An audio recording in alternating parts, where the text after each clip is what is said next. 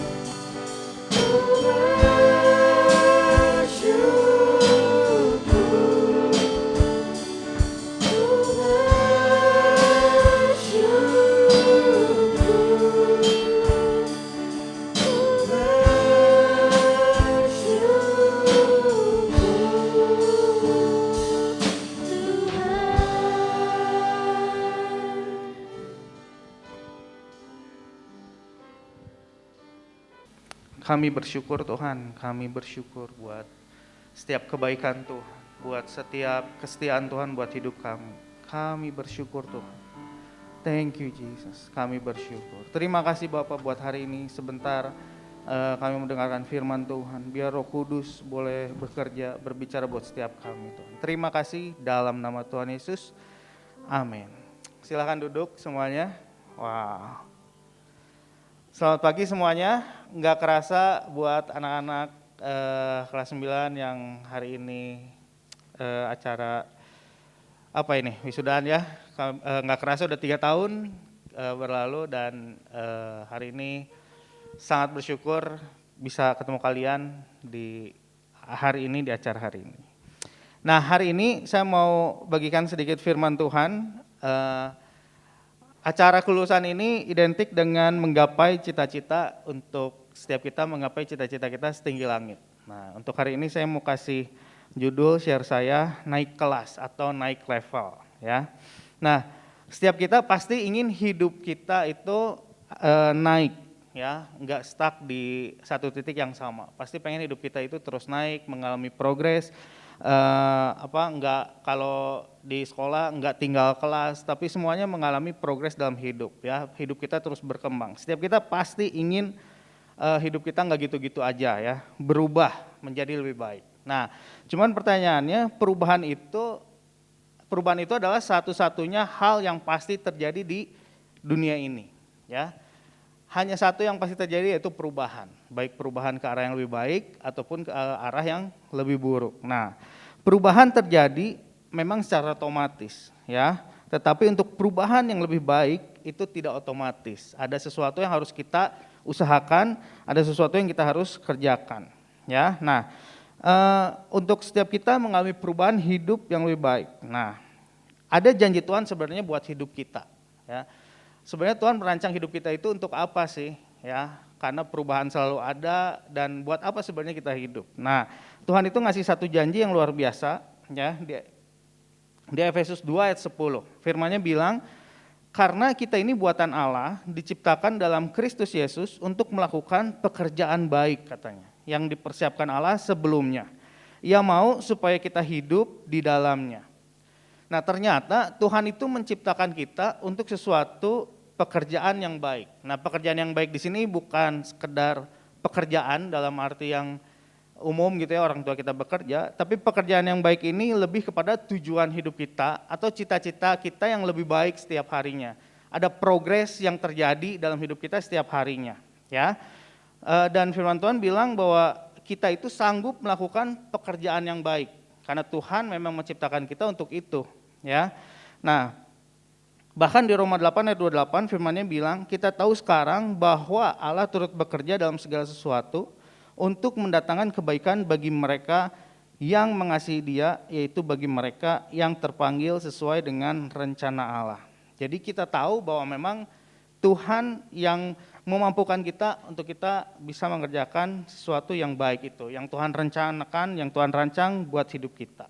Karena itulah kehendak Tuhan buat kita. Nah, tapi apa yang harus kita lakukan nih? Ya, karena untuk tahu kehendak Tuhan aja ternyata nggak cukup. Kita tahu memang Tuhan mengerjakan sesuatu yang baik buat hidup kita. Tapi untuk tahu aja nggak cukup. Ada bagian kita yang harus kita kerjakan. Ya.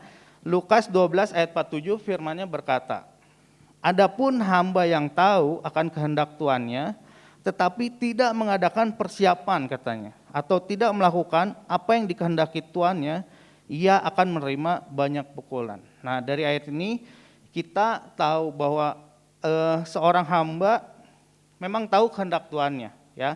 Tetapi kalau tidak mengadakan persiapan, katanya akan menerima banyak pukulan, ya.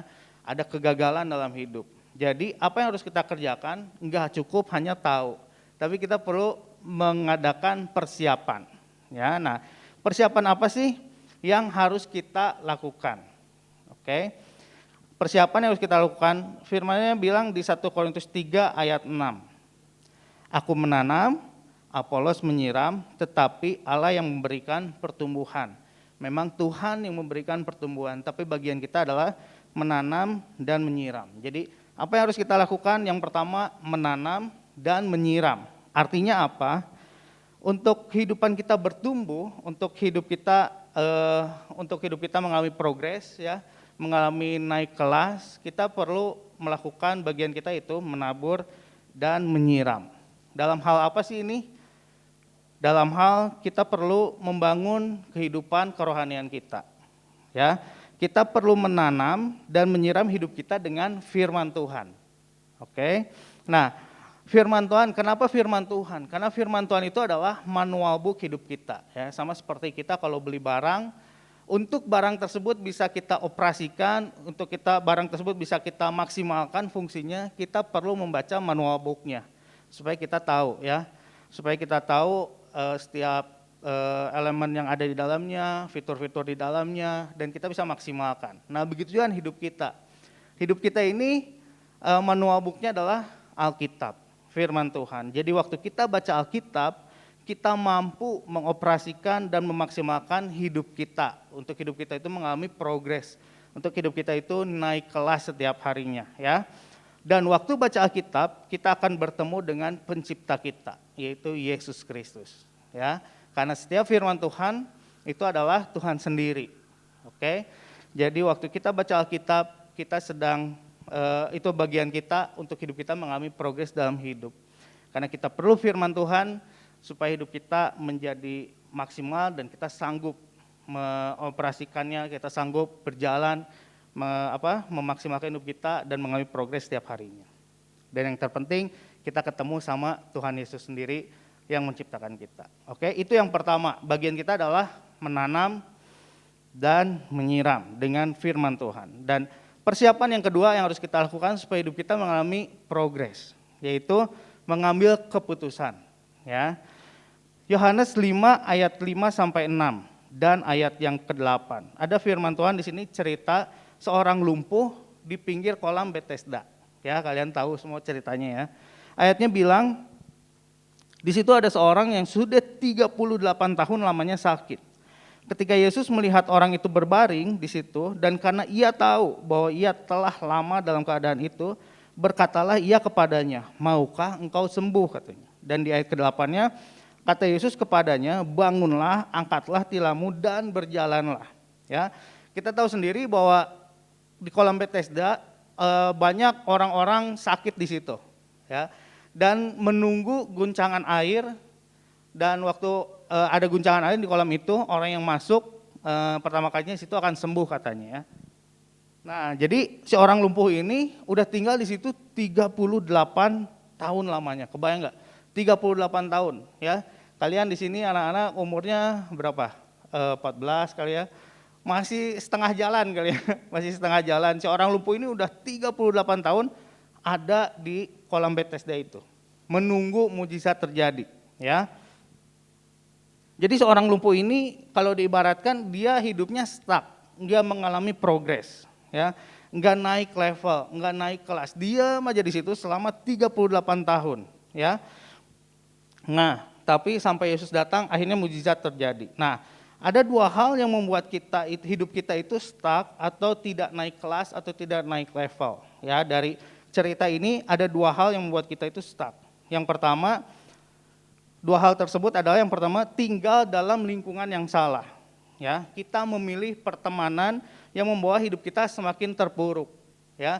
Karena si orang lumpuh ini lingkungannya adalah lingkungan orang-orang sakit di kolam tersebut. Jadi si orang lumpuh ini berpikir bahwa dia sakit selama 38 tahun di situ dan itu hal yang wajar. Karena teman-temannya pun seperti itu, menunggu dan mengalami kesakitan gitu, ya. Jadi dia tinggal di lingkungan orang-orang yang sakit.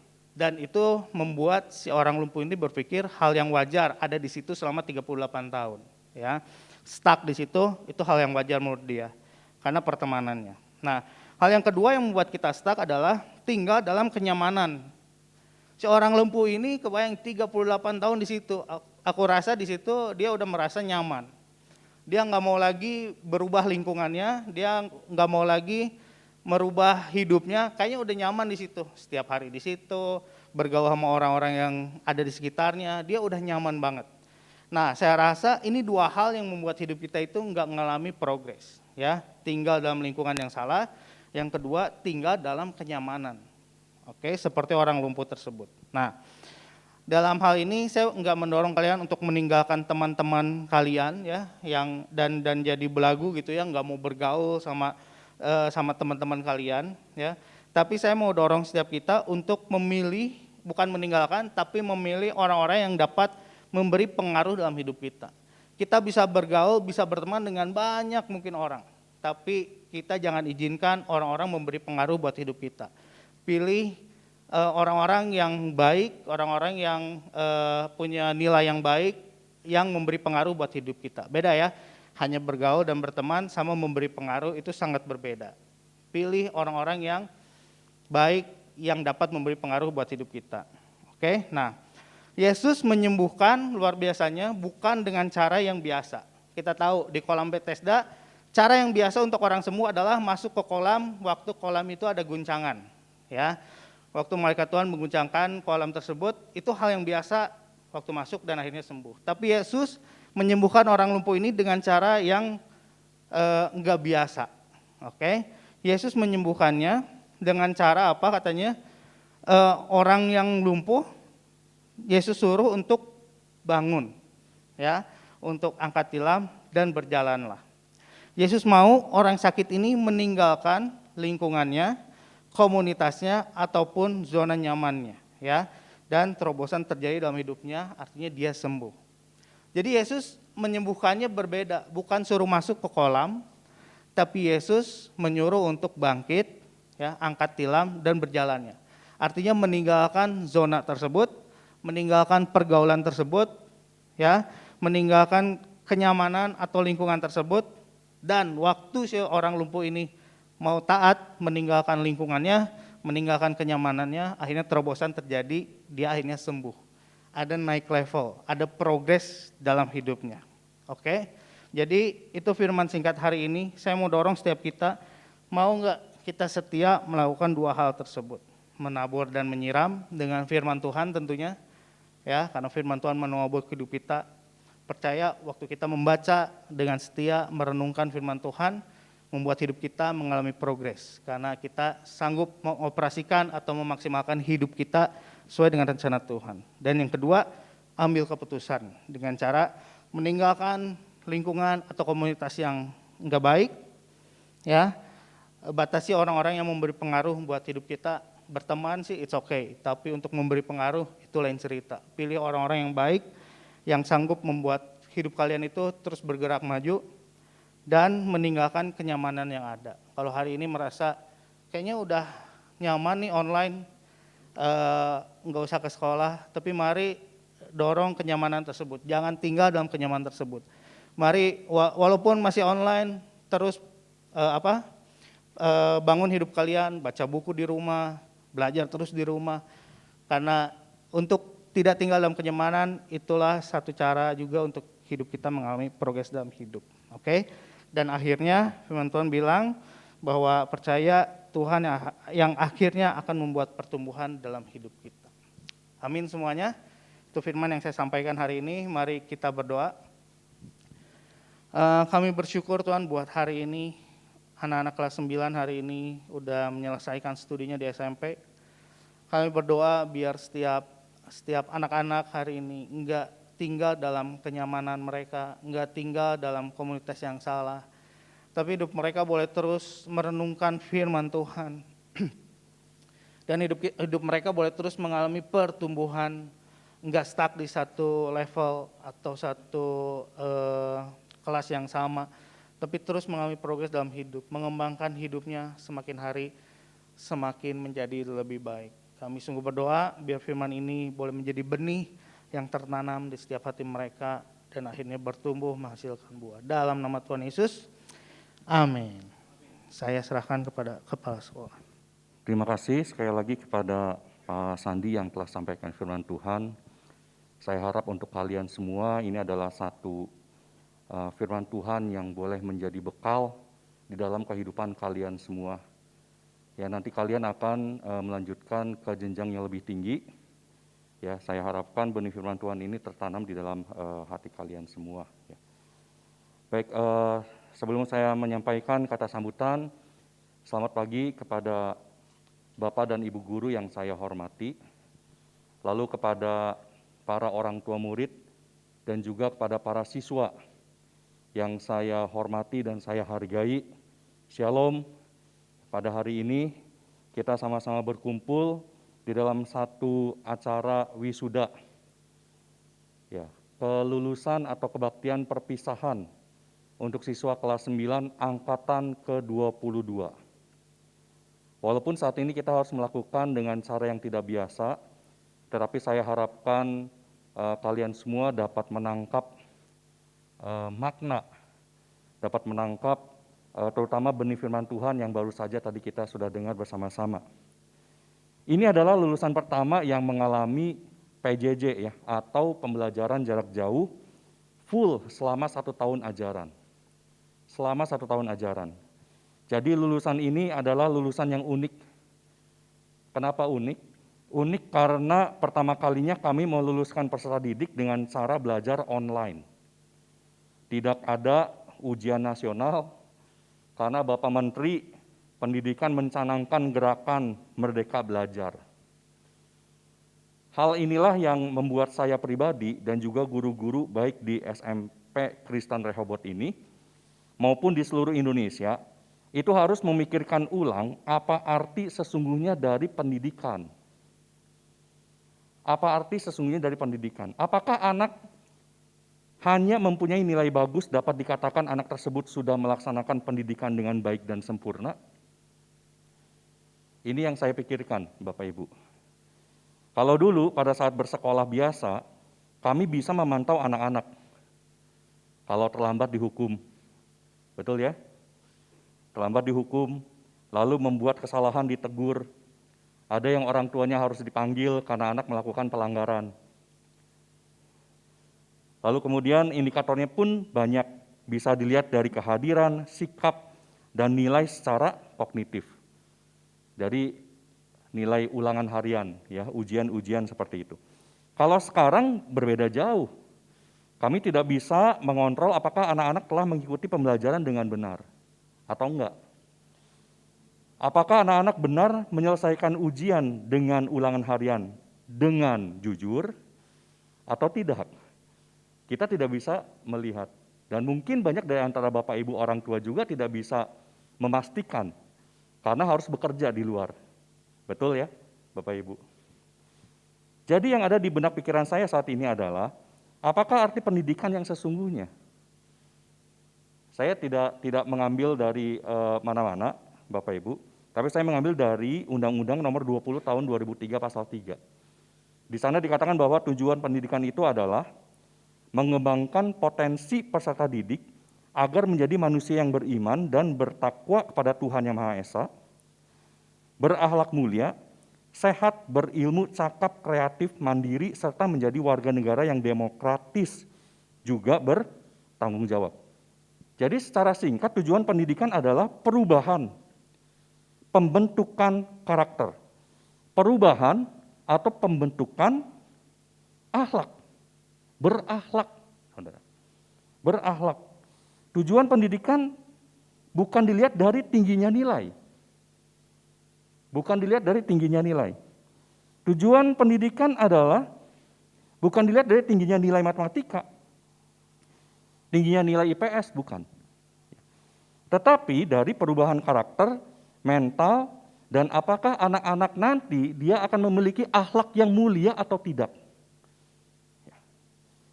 Kenapa bukan dilihat dari tingginya nilai mata pelajaran? Karena semua ilmu pengetahuan seperti matematika, katakanlah, teori IPS, olahraga, semuanya itu ada di Google. Betul Bapak Ibu?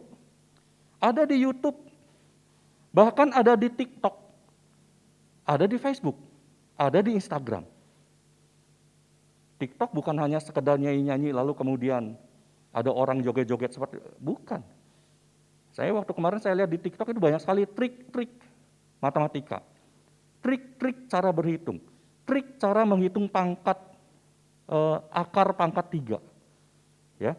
Ada banyak sekali gitu. Kita bisa menjadi bisa matematika, menjadi bisa IPS, hafal pelajarannya tanpa sekolah, betul nggak Bapak Ibu? Bisa, karena semua sumber itu ada di mana? Di dalam internet, saudara. Di dalam internet itu ada sekali. Kalau gitu buat apa Bapak Ibu mengeluarkan biaya, banting tulang untuk membayar biaya uang sekolah? Kalau toh sebenarnya semua ilmu pengetahuan itu ada di Google. Ya, mungkin itu pertanyaan sebagian orang. Ya kalau gitu buat apa dong sekolah? Jawabannya adalah karena tujuan putra-putri Bapak Ibu bersekolah bukan hanya sekedar mendapatkan nilai yang tinggi dari mata pelajaran tersebut, melainkan untuk membentuk pola pikir, untuk membentuk manajemen waktu yang baik, dan untuk membiasakan anak-anak untuk berada di lingkungan pendidikan. Dari katakanlah jam 7 pagi sampai dengan jam 1 siang, untuk apa? Belajar. Untuk apa belajar? Memaksimalkan kerja otak sehingga dapat digunakan secara optimal. Harapannya apa? Harapannya adalah anak-anak terbiasa untuk berpikir kritis, mengembangkan sikap mental yang positif, dan berkarakter unggul dengan menerapkan prinsip-prinsip ilahi. Berakhlak mulia, pembentukan karakter dan mental yang unggul. Saya katakan tadi membiasakan anak untuk berpikir kritis. Ini yang saya anggap menjadi salah satu hal yang utama yang harus dimiliki oleh anak-anak, Bapak Ibu. Oleh putra-putri kita, berpikir kritis. Jadi anak-anak bukan hanya sekedar mengejar nilai, tetapi mempertanyakan banyak hal dari mata pelajaran yang disampaikan oleh Bapak dan Ibu. Kalau di dalam pelajaran matematika itu ada yang namanya rumus Pitagoras. Hafal nggak rumus Pitagoras? A kuadrat ditambah B kuadrat sama dengan C kuadrat. Yang diharapkan bukan anak hafal rumus itu sampai dengan nanti sudah menikah, sudah dewasa, tetapi yang diharapkan anak-anak tuh mulai berpikir, ini rumus datangnya dari mana? Kita tahu ada perang di Ponorogo. Yang diharapkan bukannya nanti pada waktu anak menikah, itu tahu tahunnya tahun berapa, panglimanya siapa, siapa saja yang meninggal. Bukan seperti itu. Untuk diajarkan lagi ke anak-anaknya begitu ya, atau ke cucu-cucunya kita gitu ya, sekarang. Bukan. Tetapi justru yang menjadi pertanyaan di sini adalah, yang harus dikembangkan di sini adalah, mengapa perang itu bisa terjadi? Ya. Membiasakan pola pikir yang demikian membuat kita tidak hanya berpusat pada diri sendiri. Membiasakan pola pikir yang demikian membuat kita tidak selalu merasa diri paling benar. Karena kita akan selalu berusaha memikirkan, merenungkan bahwa segala sesuatu terjadi itu pasti ada sebab akibat yang tidak selalu berpusat pada diri sendiri. Jadi memiliki pribadi yang mau terbuka, tidak merasa diri benar. Kenapa saya katakan begini? Bangsa ini atau sebuah perusahaan atau entah katakanlah instansi, institusi manapun juga akan menjadi rusak apabila ada orang-orang tertentu yang selalu berpikir bahwa dirinya lah yang selalu benar. Kenapa orang bisa korupsi? Kalian tahu kenapa orang bisa korupsi? Karena dia berpikir, memikirkan cara yang bisa untuk apa? Membuat keuntungan bagi dirinya sendiri. Dia tidak peduli orang lain. Kondisi seperti sekarang kita tahu kemarin ada sebuah kasus, dana bantuan sosial ya. Bapak Ibu mendengar? Dikorupsi, betul ya? Dikorupsi, kenapa? Karena ada orang-orang tertentu yang di atas yang memikirkan apa? Dia tidak memikirkan rakyat, tetapi dia hanya memikirkan diri sendiri. Jadi kalau ada urusan di luar dirinya, masa bodoh bukan urusan saya. Yang penting saya diuntungkan.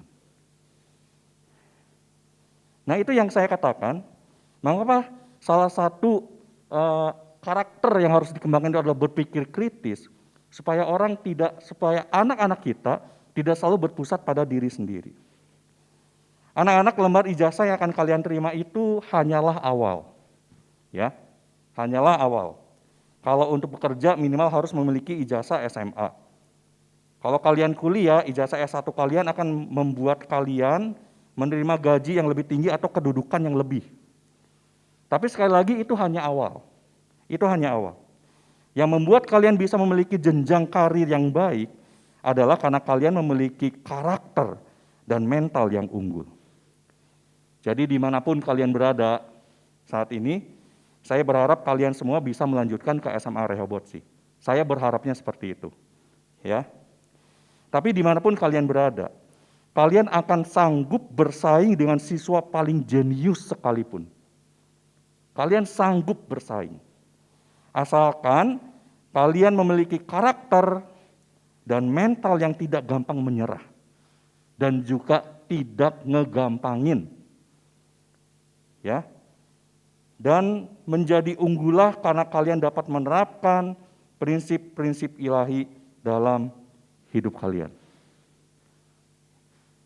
Sekian kiranya kata sambutan atau sepatah dua kata-kata yang dapat saya sampaikan kepada kalian semua, khususnya untuk lulusan siswa-siswi SMPK Rehoboth angkatan yang ke-22 ini. Saya percaya dimanapun kalian berada, Tuhan pasti akan selalu menyertai kalian, dan kalian akan menjadi pribadi-pribadi yang unggul, berdampak bagi banyak orang, dan mempermuliakan nama Tuhan melalui kehidupan kita semua. Sekian dan terima kasih, Tuhan Yesus memberkati kita semua. Amin. Terima kasih Pak Tim atas kata sambutannya, dan juga buat Pak Sandi, terima kasih buat firman Tuhan yang sudah dibagikan pada hari ini, pada pagi hari ini buat anak-anak kita yang kita sayangi.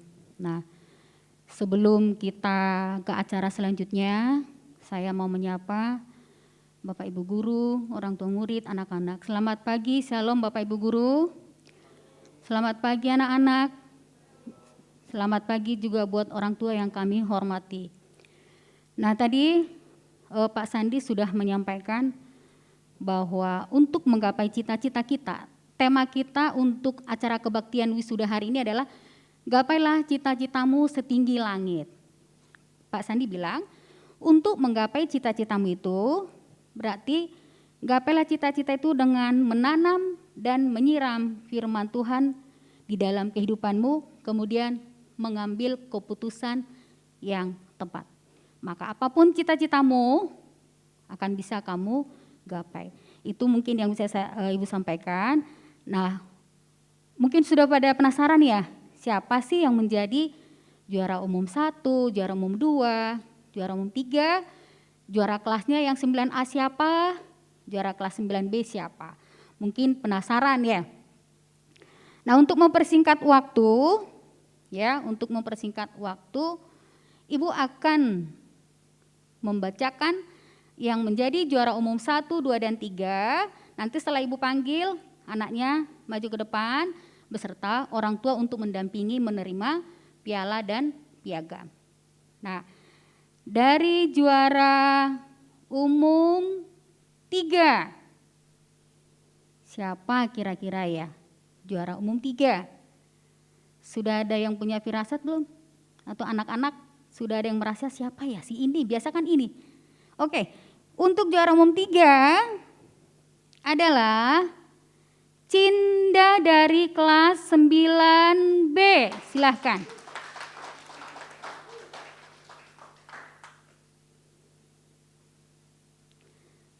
Saya minta Ibu Rosa untuk memberikan pialanya dan piagamnya buat juara 3 umum.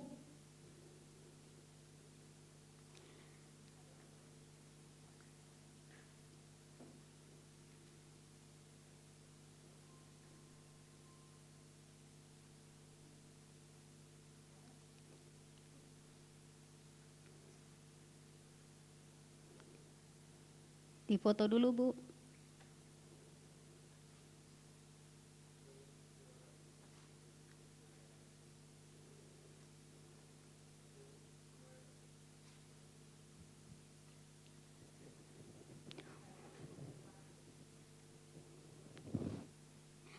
Untuk juara umum 2, ada yang berani enggak? Yaitu Christian dari 9A. Silakan Christian dan orang tua. Ibu minta Ibu Sylvia maju ke depan untuk memberikan piagam.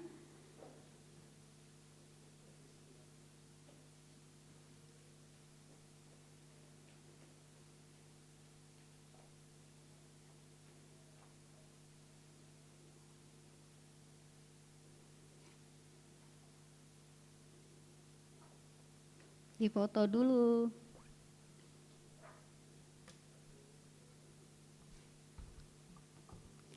Terima kasih.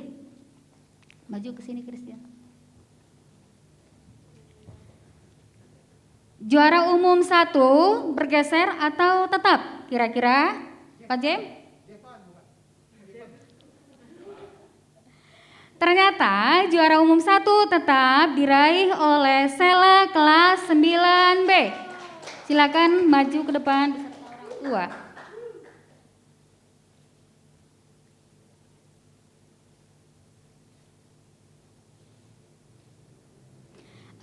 Saya minta Kepala Sekolah Bapak Timotius untuk memberikan piala dan piagam ke anak kita yang juara umum 1.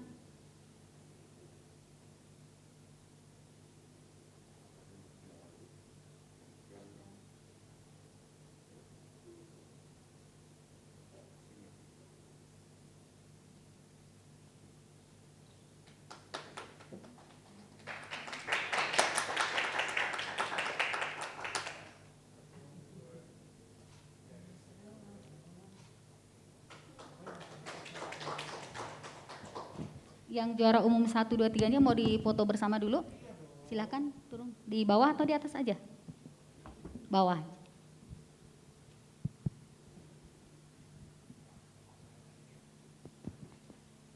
pialanya diperlihatkan.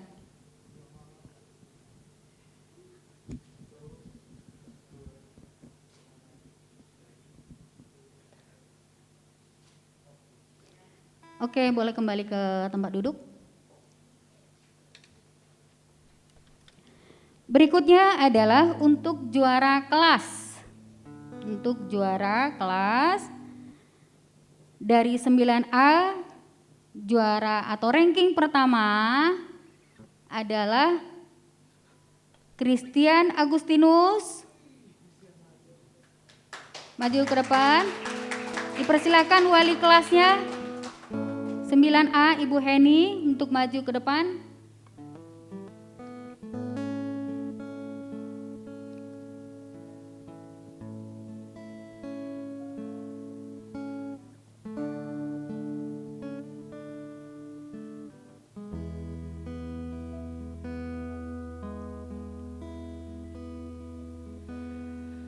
Di dalam doa Juara kedua Marcelina, Ibu Heni tetap di sebut depan. namaku, Marcelina, di dalam maju ke depan. harapmu, kau sebut namaku di dalam segala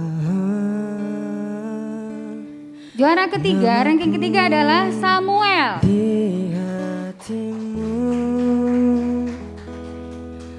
Terdapat ku balas cintamu, ayahku. Dipoto dulu Bu Heni.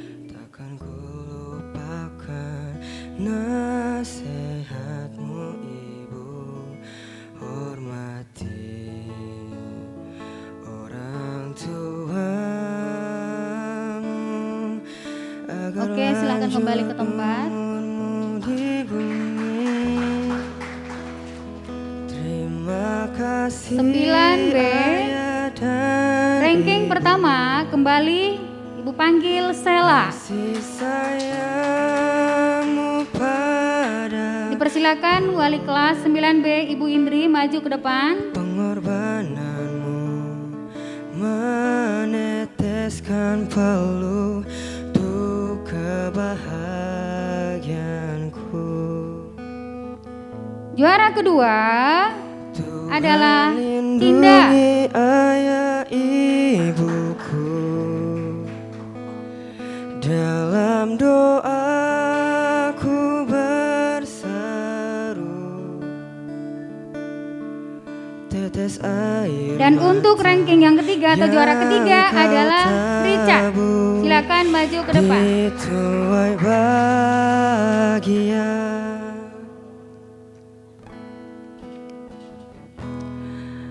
Tak dapat ku balas cintamu, ayahku. Takkan ku lupakan nasihatmu. Anak-anak tadi yang Ibu. dari kelas 9B, silakan maju ke depan dan wali kelas untuk foto bersama di depan. 9A, 9A, Marcelina, agar Samuel sama lanjut Christian dibawa pialanya juga. di bumi. Terima kasih Ayah dan Ibu, kasih Mungkin didampingi wali kelas. sayangmu padaku, Pak Timotius bisa mungkin ikut foto bersama. pengorbananmu, meneteskan peluh untuk kebahagiaanku. Tuhan lindungi ayah ibuku, dalam doaku berseru, tetes air mata yang kau tabur di tuai bahagia.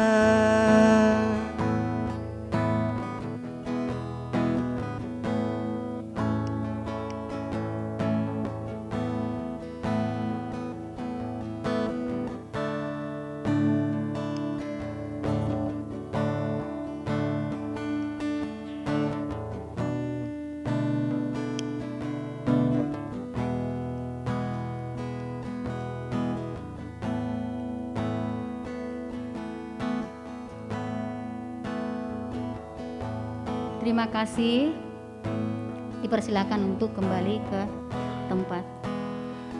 Terima kasih ayah dan Bapak Ibu ibu, orang tua yang kami hormati, kasih itulah nama anak-anak kita yang sayangmu berprestasi pada untuk tahun ini angkatan ke-22.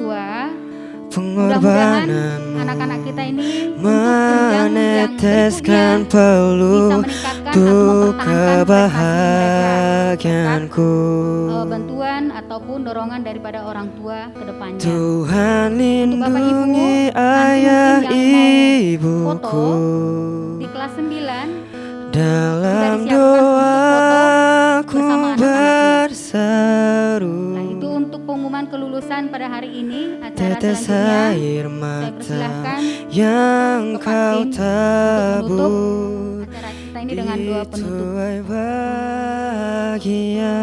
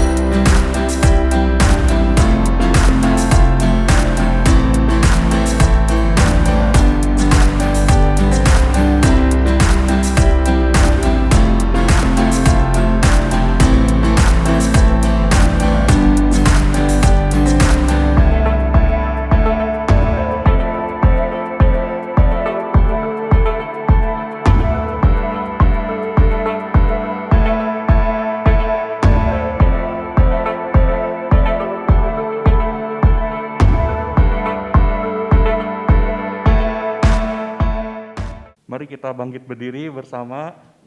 Kita akan tutup ibadah kebaktian, ibadah pelepasan siswa kelas 9 pada hari ini.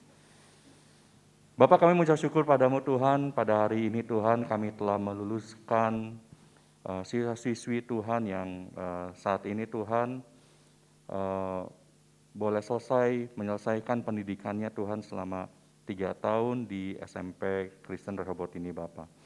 Mari kiranya Engkau boleh memberkati para anak didik kami, sehingga mereka semua dapat menjadi putra-putri yang nantinya akan berhasil.